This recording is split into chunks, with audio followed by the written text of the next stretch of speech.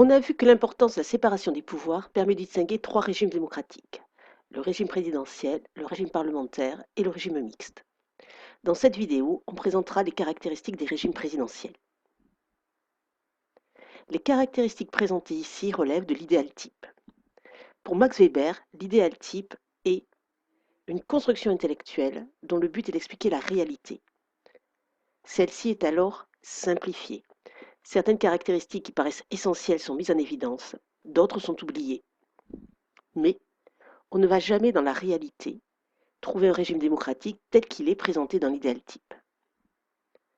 Ainsi, on va mettre en évidence les principales caractéristiques du régime présidentiel, en ayant bien à l'esprit qu'aucun régime politique ne correspond totalement à ce modèle dans la réalité.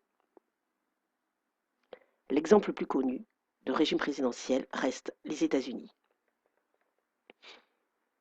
La caractéristique principale du régime présidentiel est la séparation stricte des pouvoirs. Les différents pouvoirs ont des domaines spécialisés. Elle est aussi équilibrée. Chaque pouvoir ne dispose de quasiment aucun moyen de pression sur les autres pouvoirs. Quelles sont alors les institutions qui détiennent les différents pouvoirs et quels sont leurs domaines? Commençons par le pouvoir exécutif.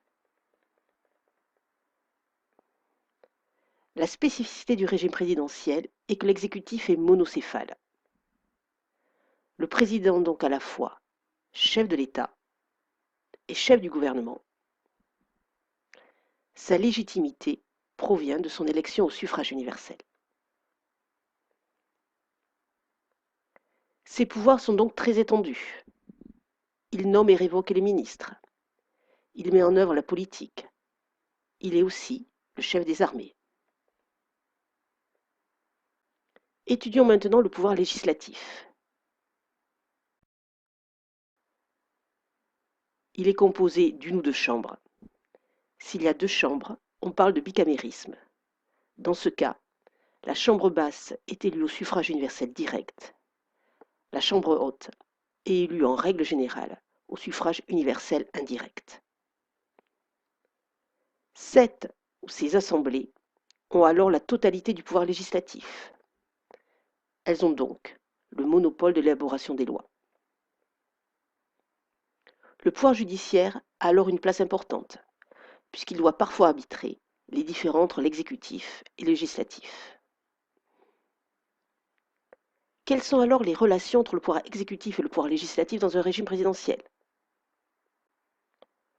Comme chaque pouvoir a des compétences et un champ d'action déterminé, il ne peut influencer activement l'autre pouvoir. Ainsi, il n'existe pas de procédure juridique permettant à l'un des pouvoirs de mettre en cause l'investiture de l'autre.